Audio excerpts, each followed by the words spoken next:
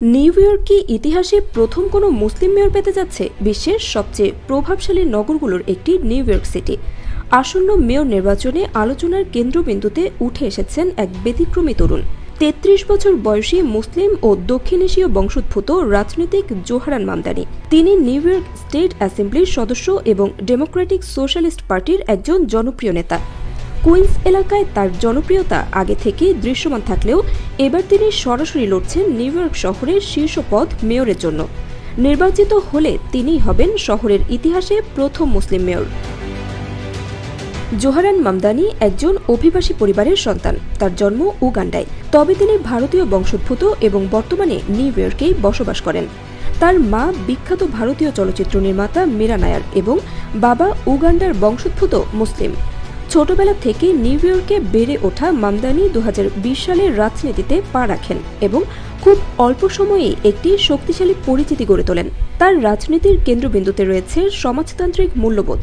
তিনি চান এমন একটি সমাজ যেখানে আয় বৈষম্য কমে আসবে, সবাই সমান সেবা পাবে এবং নাগরিক জীবন সহজতর হবে।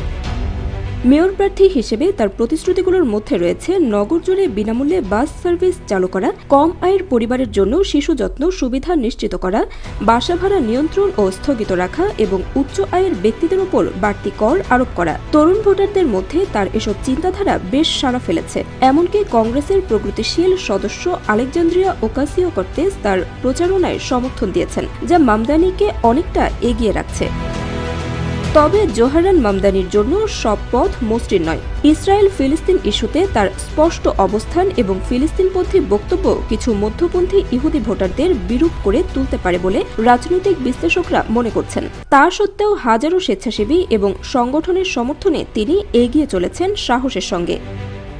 ডেমোক্রেটিক প্রাইমারি অনুষ্ঠিত হবে ২০২৫ সালের ২৪ জুন। এই নির্বাচনে বিজয় মানেই প্রায় নিশ্চিত মেয়র পদ।